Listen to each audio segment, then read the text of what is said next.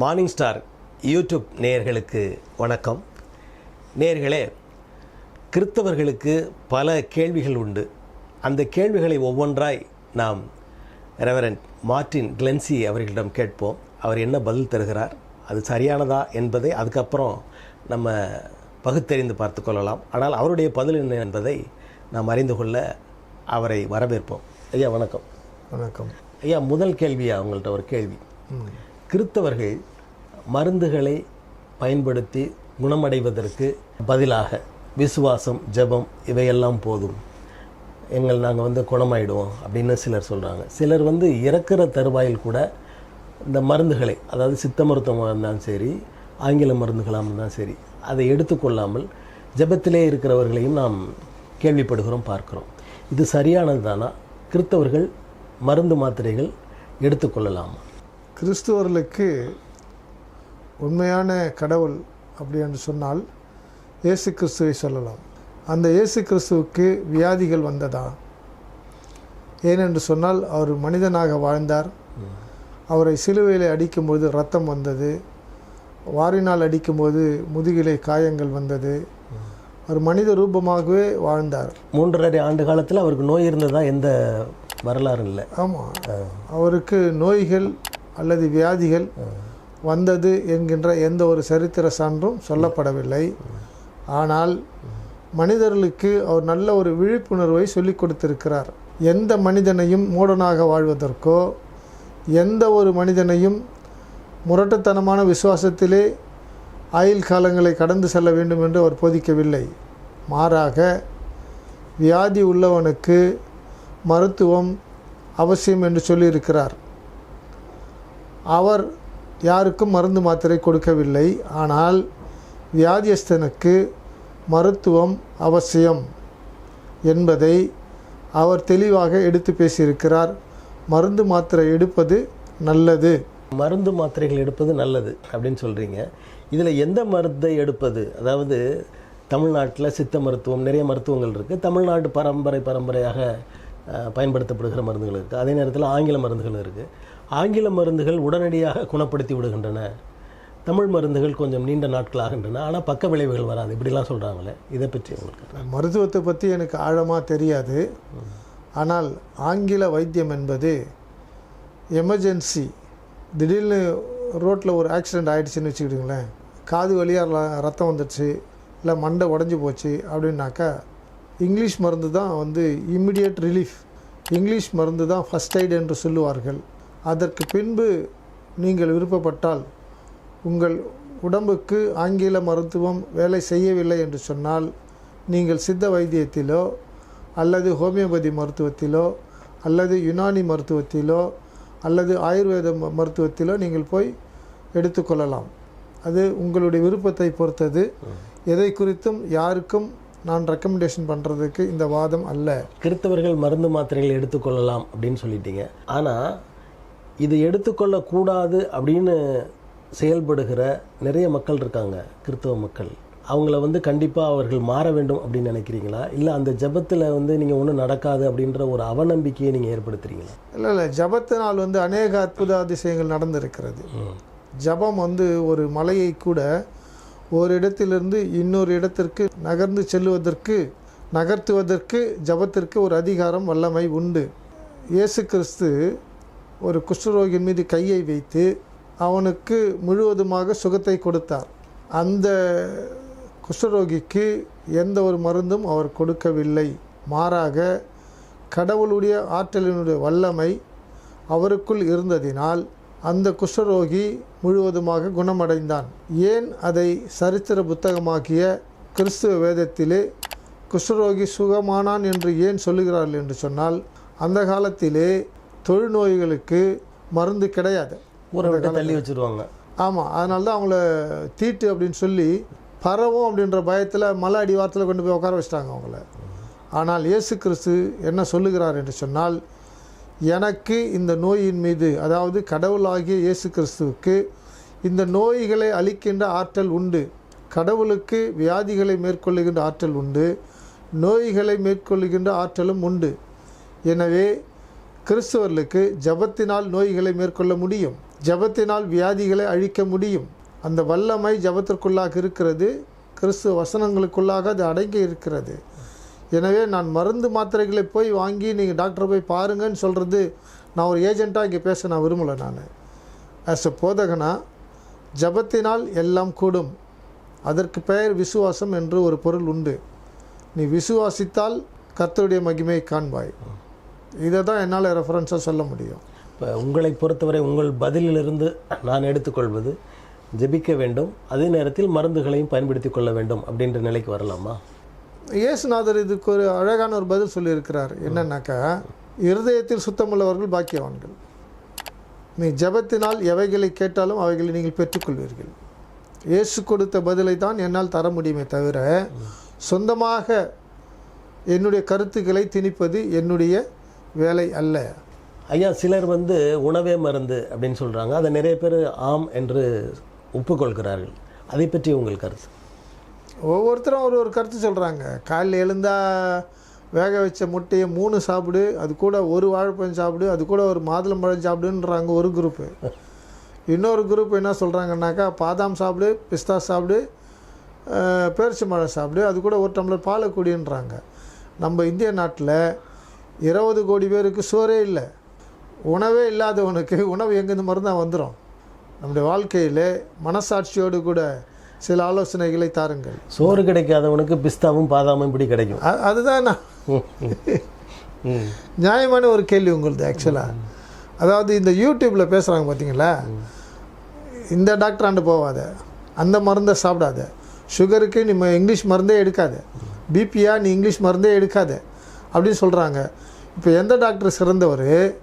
ஒருத்தனுக்கு பிபி வந்துட்டா இல்லை சுகர் வந்துடுச்சு அப்படின்னு சொல்லி, அல்சர் வந்துட்டான்னு வச்சுக்கிட்டிங்களேன், எந்த மருந்து சாப்பிட்றது? இவங்க என்ன சொல்கிறாங்க, அந்த டாக்டர் சரியில்லை, அந்த மருந்து சரியில்லை, நான் கொடுக்குறது தான் கரெக்டு, நான் தான் நல்ல டாக்டரு, நான் தான் சரியான மருந்து கொடுக்குறேன். இது ஒரு காம்படிஷன் ஆகிப்போச்சு. இதில் மெடிசனில் காம்படிஷன் ஆயிடுச்சு. ஒன்று வாங்கினா இன்னொன்று ஃப்ரீ.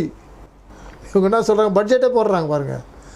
சுகருக்கு இந்த மாத்திரை அந்த மாத்திரை அப்படின்னு சொல்லி ஒரு மாதத்துக்கு ஒரு பேஷண்ட் இவ்வளோ செலவு பண்ணுறாரு அப்படின்னு சொல்லி இவங்க ஒரு நிதிநிலை அறிக்கை ஒன்று கொடுக்குறாங்க. இது மெடிக்கல் பட்ஜெட் ஒன்று கொடுக்குறாங்க. ஆக்சுவலாக இதெல்லாம் யார் உங்களை கேட்டால் இதெல்லாம் உங்களை இல்லை, அதோட கூட புரோட்டீன் இத்தனை கிராம் இருக்கணும், அப்புறம் கார்போஹைட்ரேட் இவ்வளோ இருக்கணும் அப்படின்ற அதை எப்படி நம்ம கணக்கு பண்ணி சாப்பிட முடியும்? இல்லை, இதில் எதில் எப்படி மெஷர் பண்ணுறது?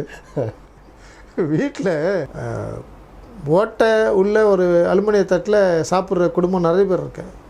தண்ணி மொண்டு குடிக்கிற ஜக்கில் டம்ளரில் ஓட்டை இருக்குது. அதை கூட முழுசாக வாங்கி கொடுக்க முடியாத, சாப்பாடை சரியாக சாப்பிட முடியாத, சாம்பாரும் ரசமும் கீழே சிந்துது. இப்படி வறுமையில் இருக்கிறவங்க போய் இது 150 gram calcium, 120 gram protein, vitamin C இவ்வளோ இருக்கணும், விட்டமின் ஏ இவ்வளோ இருக்கணும், விட்டமின் டி இவ்வளோ இருக்கணும், கால்சியம் இவ்வளோ இருக்கணும் அப்படின்னு சொல்லி ஒரு மெஷர்மெண்ட்லாம் சொல்கிறாங்க. இந்த மெஷர்மெண்ட்டெல்லாம் மக்கள் எங்கேருந்து போய் எந்த மிஷினை வாங்கி எப்படி அதை கொட்டி அளந்து சாப்பிடுவாங்க? ஒன்றும் ஆலோசனைகள் கொடுக்குறவங்க கொஞ்சம் பொறுமையாக நிதானிச்சு நீங்கள் ஆலோசனை சொல்கிறது மக்களை குழப்புறீங்க. ஆக்சுவலாக ஒரு சின்ன வியாதிக்காரனை பெரிய வியாதியஸ்தனை மாற்றுறதே மருந்து தான். ஆக்சுவலாக அதையும் சொல்கிறீங்க நீங்கள். ஆக்சுவலாக மருந்து சாப்பிட சாப்பிட உங்கள் உடம்பு நாசமாக போயிடும், விஷத்தை சாப்பிட்றீங்கன்றாங்க. அவன் உயிர் வாழணுன்றதுக்காக தான் மாத்திரை சாப்பிட்றான். நீ வியாதியஸ்தனை என்ன பண்ண, விஷம் சாப்பிட்ற, சோறு சாப்பிடாதன்ற. நம்ம தமிழ்நாட்டில் சோறு தான் முக்கியமான ஆகாரமே. பல தலைமுறைகள் கண்டது சோறு தான், கோதுமை கிடையாது. ஆக்சுவலாக இந்த சோறு தான் நம்மளுக்கு பலனை கொடுக்குது, கால்சியம் அதில் தான் சோறு. அதாவது பழைய சோறு நம்ம சாப்பாடு அதுதான். பழைய சோறில் அதை தொடர்ந்து சாப்பிட்டா சுகர் வந்துடும்னு ஒரு காலத்தில் சொன்னாங்க.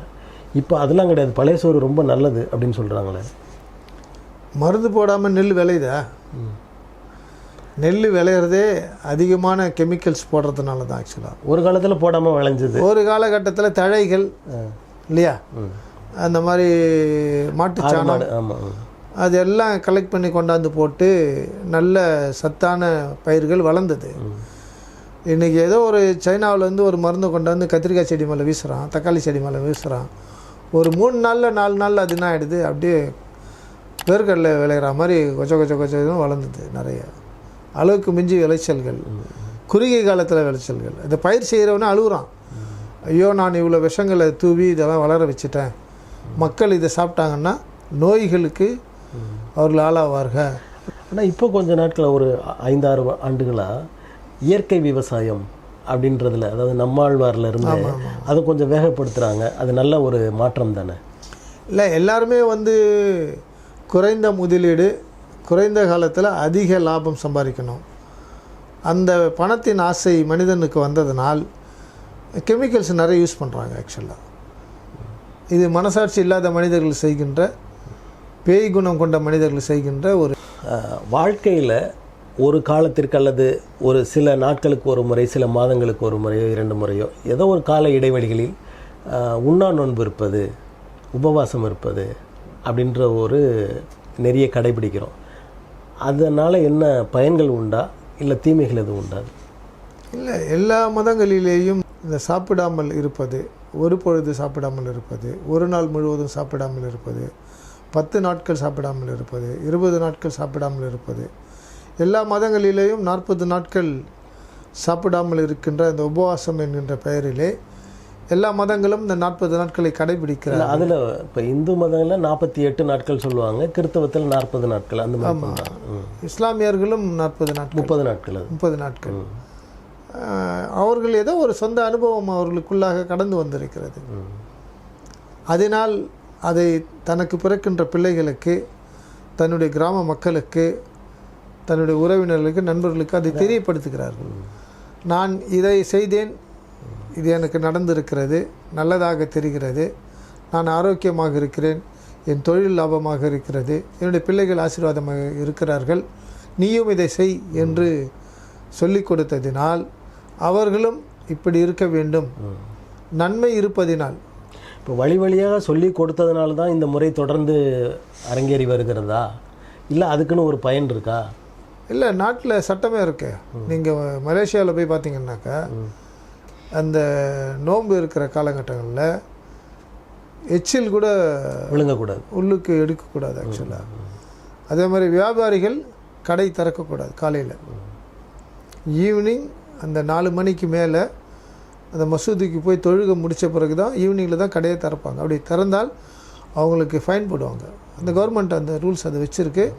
மத்திய கிழக்கு நாடுகளில் எப்படின்னு எனக்கு தெரியல, நான் பார்த்துருக்கேன் மலேசியாவில். இப்போ இந்த உண்ணா நோன்பு இருப்பது, உபவாசம் இருப்பது சரியானது தான் அப்படின்னு சொல்ல வரீங்களா? உபவாசம் இருப்பது யார் யார் இருக்கலாம், யார் இருக்கக்கூடாது அப்படின்ற ஒரு ஏதாவது சட்டங்கள் இருக்கா? இல்லை, அப்படியெல்லாம் நியதிகள் எதுவும் கிடையாது, கட்டாயங்கள் எதுவும் கிடையாது. ஆனால் என்னுடைய அனுபவத்திலிருந்து ஒரு சில ஆலோசனைகளை சொல்ல விரும்புகிறேன். வயது சென்றவர்கள் தங்களுடைய உடம்பை பாதுகாத்து கொள்வது மிக நல்லது. அவங்க உண்ணா நோன்பு இல்லாமல் இருக்கணும். இல்லை, பிடிவாதமாக ரொம்ப இந்த உபவாசம் இருக்கிறது வந்து நல்லதில்லை. இந்த பிடிவாதம், அவங்க 10 நாள் இருந்தாங்க, நான் 20 நாள் நிற்கிறேன். உங்கள் உடல்நிலையை பொறுத்து அதை. ஆமாம், உங்களுடைய உடல்நிலை பொறுத்தது. ரெண்டாவது, ஃபுல்லாகவே சாப்பிடாமல் இருந்து ஃபுல்லாகவே தண்ணி குடிக்காமல் இருந்துன்றது வந்து சில சிக்கல்களை கொண்டு வரும். ஆக்சுவலாக ஏற்கனவே உங்களுக்கு உடம்புல ஒரு சிக்னஸ், ஒரு வீக்னஸ் இருக்குதுன்னு வச்சுக்கிடுங்களேன். சரியான சாப்பாடு இல்லாமல் வளர்க்கப்பட்ட ஒரு குழந்தை வாலிப வயதில் வந்து அவனுக்கு போதுமான ஹீமோக்ளோபின் இல்லைன்னு வச்சுக்கிடுங்களேன், விட்டமின்ஸ் இல்லைன்னு வச்சுக்கிடுங்களேன், அவங்க ஃபாஸ்டிங் இருக்குது, இன்னும் உடம்பு வந்து ரொம்ப வீக் ஆகும். ஆக்சுவலாக அதாவது பக்தின்றது அறிவு சார்ந்த ஒரு பக்தியாக இருக்கணும். பக்தியினால் உனக்கு நன்மை உண்டாகும் என்று சொன்னால், உபவாசத்தினால் அந்த பக்தி உனக்கு இன்னும் கடவுளோடு கூட சேர்ந்து வாழ்வதற்கு உதவியாக இருக்கும் என்று சொன்னால் நீ உபவாசம் இருக்கலாம். உன்னை உபவாசம் இருக்கும் பொழுதே உனக்கு நன்மை தீமை என்னதுன்னு தெரியும். நீ சாப்பிடாமல், ஒரு வேளை சாப்பிடாமல் இருந்தாலே உன் உடம்பில் வர வீக்னஸ் மாற்றங்கள் உன்னால் உணர்ந்து கொள்ள முடியும். அப்போ நீ வந்து உன்னையே வந்து திருத்தி கொள்வது நல்லது. நன்மை எது தீமை எது என்பது உனக்கு நன்றாக தெரியும். ஆக்சுவலாக உதாரணத்துக்கு நீங்கள் ஒரு 10 நாள் தண்ணி குடிக்காமல் இருந்தீங்கன்னு வச்சுக்கிடுங்களேன், நாக்கு வந்து தானாகவே வறண்டு உள்ளுக்கு போயிடும். அது ஒரு விஷயம் இருக்குது ஆக்சுவலாக. அதே மாதிரி நம்முடைய கிட்னி பார்த்திங்கன்னாக்கா தேவையான அளவு தண்ணீரில் தான் அது ஆக்டிவேஷன் ஆகுது, ஃபங்க்ஷன் ஆகுது. அப்படியே நம்முடைய பிரெயின் எடுத்திங்கனாலும் தண்ணியில் தான் அது உக்காண்ட்ருக்கு ஆக்சுவலாக.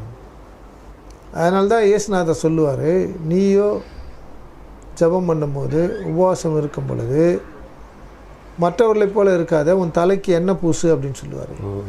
ஏன்னா இந்த தலை வழியாக தான் உடம்புல இருக்கிற நீரெல்லாம் ஆவியாக வெளியே போயிடும் ஆக்சுவலாக. அப்போ உன்னுடைய உடம்புல இவ்வளோ தண்ணி இருக்கணுன்றது கட்டாயம். பிளட் சர்க்குலேஷன், தண்ணி இல்லைன்னா பிளட் சர்க்குலேஷன் போகாது ஆக்சுவலாக. அப்போது வாட்டர் இஸ் வெரி எசென்ஷியல். உபவாசம் இருப்பதுனா டீஹைட்ரேஷன் ஆகும், உடம்பு காஞ்சி போயிடும். இப்போ ஒவ்வொருத்தருடைய உடல்நிலையை பொறுத்து அவர்கள் உபவாசம் மேற்கொள்ளலாமா வேண்டாமா என்பதை முடிவு செய்து கொள்ளலாம். கண்டிப்பாக அல்சர் பேஷண்ட்டு வந்து உபவாசம் இருக்கக்கூடாது. ஹார்ட் பேஷண்ட்டு உபவாசம் இருக்கிறது நல்லதில்லை. கிட்னி ஃபெயிலியர், கிட்னியில் டிஸ்டர்பன்ஸ் ஆகிறவங்களுக்கு தண்ணி குடிக்காமல் ஒரு உபவாசம் இருக்கிறது நல்லது கிடையாது ஆக்சுவலாக. ஐயா, கிறித்தவத்தில் பெண்கள் பாஸ்டர் ஆகுறாங்க, பிஷப் ஆகுறாங்க. பெண்கள் வந்து அந்த நிலைக்கு வரலாமா, அதுக்கு படித்ததுக்கு வரலாம் அப்படின்னு நினைக்கிறீங்களா? அல்லது திருவிருந்து கொடுக்குறதெல்லாம் கொடுக்கக்கூடாது அப்படின்னு சில இடங்களில் சொல்கிறாங்க. அப்படிலாம் அதை கொடுக்கலாமா? உங்களுடைய கருத்து. பெண்கள் இப்போ எந்த ஃபீல்டில் வரல நீங்கள் நினைக்கிறீங்க? பெண்கள் வேலை செய்யாத ஒரு இடம் இருக்கா? கம்ப்யூட்டர் கண்ட்ரோல் ஃபுல்லாக அவங்க தான். இப்போது பைலட் ஆஃபீஸர் எல்லாருமே அவங்க தான் ஆக்சுவலாக. மிலிட்ரியில் அவங்க தான், நேவியில் அவங்க தான், ஆர்மியில் அவங்க தான், சூப்பர் மார்க்கெட்டில் அவங்க தான், பெட்ரோல் பங்க்கில் அவங்க தான், எல்லாத்துலேயும் இருக்காங்க. எல்லாத்துலேயும் இருக்கிறாங்க. ஏன் சர்ச்சில் வரக்கூடாது? ஏன் சர்ச்சில் வரக்கூடாதுன்னு கேட்குறேன். காணிக்கை போடலாமா? அவங்க வந்து கை தட்டலாமா? பாட்டு பாடலாமா? எல்லாம் பண்ணலாம், எல்லாம் பண்ணலாம், இதெல்லாம் செய்யலாம். ஆனால் ஆல்டரில் ஏறி பிரசங்கம் பண்ணக்கூடாது. இது என்ன ஒரு சர்ச் லாவா, ரிலீஜியஸ் லாவா? இது சில பிரிவுகளில் மொத்தமாகவே ஒதுக்கியே வைக்கிறாங்க. ஒரு மேலே வரக்கூடாது, அந்த என்னது வழிபாடு செய்யும் இடங்கள், பரிசுத்த ஸ்தலம்லாம் சொல்கிறீங்களா, அந்த இடங்களுக்குள்ளே வரக்கூடாது பெண்கள் அப்படின்ற ஒரு நிலை இருக்குது இன்னும் கூட. நம்ம வாழ்கிறது கம்ப்யூட்டர் காலம். டெக்னாலஜியில் வந்து எங்கேயோ போயிடுச்சு இல்லையா? நிலாவில் போய் ரியல் எஸ்டேட் பிஸ்னஸ் பண்ணுறாங்க. ஆமாம். இன்னமும் வந்து இந்த பாரம்பரியம், மூட நம்பிக்கை, கலாச்சாரங்கள், பக்தியினால் ஒருவரை அடக்கி வைக்க நினைப்பது மிக மிக முட்டாள்தனமான ஒரு செயல். கடவுள் பெயரால் ஒரு ஆணையோ ஒரு பெண்ணையோ மட்டம் தட்டுவது, ஒதுக்கி வைப்பது, தீட்டு என்று சொல்வது சாபத்தை சந்திக்கிறவர்கள். அவர்கள் சாபத்தை விலை கொடுத்து வாங்குவார்கள். அவர்கள் திருவிருந்து கொடுக்கக்கூடாது, ஆராதனை நடத்தக்கூடாது என்று சொல்லுவதெல்லாம் படிக்காதவன் பேசுகின்ற ஒரு பேச்சு. இது கற்காலம் அல்ல, இது பொற்காலம், விழித்து கொள்ளுகிற ஒரு காலம். அதாவது பெண்களுக்கு சில நாட்கள் ரொம்ப கடினமான நாட்கள், ஒரு 4-5 நாட்கள், அவைகளில் நம்ம வந்து ஆராதனைக்குள்ளே போகக்கூடாது அப்படின்ற சில கட்டுப்பாடுகளும் இருக்குது. அது சரியா? இது வந்து மற்ற மதங்களிலும் இருக்கிறது சார். மற்ற மதத்தில் வச்சுருக்கான்றது வந்து என் வீட்டுக்கு அதையே நான் பார்த்துக்கிறேன், பக்கத்து வீட்டுக்கு அதையே அவங்க பார்த்துக்கிட்டோம். அது முற்றிலுமாக தவறு அப்படின்றதான் உங்களுடைய? ஆமாம், என்னுடைய கொள்கை கோட்பாடின்படி மனித அறிவு விஞ்ஞானத்தில் வளர்ந்து இருக்கிறது. அறிவில் தேறின இந்த உலகத்திலே மூட நம்பிக்கைகள், கடவுளின் பெயரால் ஒருவரை கட்டாயப்படுத்தி ஒதுக்கி வைப்பது மிக மிக தவறு. அவர்கள் நரகத்தினுடைய பிள்ளைகள். பெண்கள் ஆண்கள் என்ற வேறுபாடு இல்லை, எல்லாம் சமம், அப்படிதான் உங்களுக்கு? அப்படிதான் பைபிள் சொல்லுது. ஆண் என்றும் இல்லை, பெண் என்றும் இல்லை. அதில் சில இடங்களில் பார்த்தீங்கன்னா பெண்கள் வந்து முக்காடிட்டு வர வேண்டும் அப்படின்லாம் இருக்கு. இப்போ எந்த சர்ச்சில் முக்காடிட்டு வராங்க சொல்லுங்க பார்க்கலாம்? எந்த சர்ச்சில்? அதெல்லாம் பெண்களே முக்காடெலாம் கட்டிட்டாங்க. ஒருவேளை சர்ச்சுக்குள்ளே வரும்போது பாஸ்டர் திட்டுவாங்க, அந்த வந்து முக்காடு போடணுன்ற ஒரு இன்றியமையாத ஒரு செயல்பாடை பண்ணணும்னு இருக்கா? அப்படிலாம் இல்லை. அந்த காலத்தில் யூத மதத்தில் அது இருந்தது, கிறிஸ்துவ மதத்துலேயும் அதை பின்பற்றினாங்க. யூதர்கள் வழிபட்டு வந்த அந்த யூத மதம் தேவையற்றது ஒரு பழக்கம் தான் அப்படின்ற மாதிரி சொல்கிறீங்களா நீங்கள்? ஆமாம், தேவையற்றது. அதற்கு சரியான காரணங்கள் அந்த காலத்தில் வைத்திருந்தார்கள். இன்றைக்கும் சரியான காரணங்கள் இருக்கிறது முக்காடு போட வேண்டும் என்பது. ஆனால் முக்காடு போடுகின்ற அந்த கலாச்சாரத்தை இன்றைக்கு இருக்கிற கிறிஸ்துவர்கள் அதை ஏற்றுக்கொள்வதற்கு தயாராக இல்லை. சர்ச்சு உள்ளே போகும்போது வேணால் அப்படியே ஒரு கவர் பண்ணுவாங்க, சர்ச்சை விட்டு வெளியே வந்தோடனே அப்படி திருப்பி இப்படி வெளியே எடுத்துருவாங்க. அதுக்கு என்ன அர்த்தம் நீங்கள் சொல்கிறீங்க பார்க்கலாம்? நம்ம வழிபாட்டுக்கு போனோம், அப்படியே கடவுளை மறந்துட்டு வந்துட்டோம்னு. ஆமாம், சர்ச்சுக்குள்ளே வரைக்கும் தான் அது கடவுள் இருக்கிறாரு. சர்ச்சு கேட்டை விட்டு வெளியே வந்துட்டோம்னாக்கா நான் வேற, கடவுள் வேற. இல்லை, இப்போ நீங்களே இதே ஒரு முரணான ஒரு வாதத்தை சொல்கிறீங்க, போட வேண்டாம்னு சொல்கிறீங்க, அதே நேரத்தில் வெளியில் வரும்போது கழட்டிடுறாங்க, அப்போ கடவுள் இல்லைன்ற நிலைக்கு வந்துடுறாங்கன்னு சொல்கிறீங்க. நான் என்ன சொல்கிறேன்னாக்கா, நீங்கள் அவங்க மார்க்கெட்டில் போய் மீன் வாங்க போகிறாங்க, அவன் முக்காட் பண்ணுவான், அது நீங்கள் வாஷ் பண்ணிங்கன்னா எப்போவுமே போட வேண்டாம்னு சொல்லிடலாம்ல அப்போது. ஆமாம், அதை தான் நான் சொல்ல வரேன். சிலது நம்ம பகிரங்கமாக சொன்னாக்கா நம்மளை வந்து தீவிரவாதி மாதிரி பார்ப்பாங்க நிறைய பேர். சரி. ஸோ அதனால் மனிதர்கள் முன்னேறிவிட்டார்கள், மாறிவிட்டார்கள், உலகம் கைக்குள்ளாக அடங்கி இருக்கிறது. இந்தியாவிலேருந்து அமெரிக்காவுக்கு பேசலாம், இந்தியாவிலேருந்து ஆஸ்திரேலியாவுக்கு பேசலாம், இந்தியாவிலேருந்து துபாய்க்கு பேசலாம், மாறிவிட்டது. மனிதர்கள் முன்னேறி கொண்டே போகிறார்கள். பழைய காலத்து கலாச்சாரங்கள், மரபுகள், சட்டத்திட்டங்கள், மூட நம்பிக்கைகளை இன்றைக்கும் கடைபிடிக்க வேண்டும் என்று கட்டாயப்படுத்துவது அடிமைத்தனத்தினுடைய ஒரு கிரியை. அதை ஏற்றுக்கொள்ளாது எந்த மதமும். மனிதர்கள் மனம் மாற வேண்டும். இந்நிகழ்வில் உங்களது கருத்துக்களை தெரிவித்தமைக்கு எங்களது நெஞ்சார்ந்த நன்றியை தெரிவித்துக் கொள்கிறோம். நன்றி.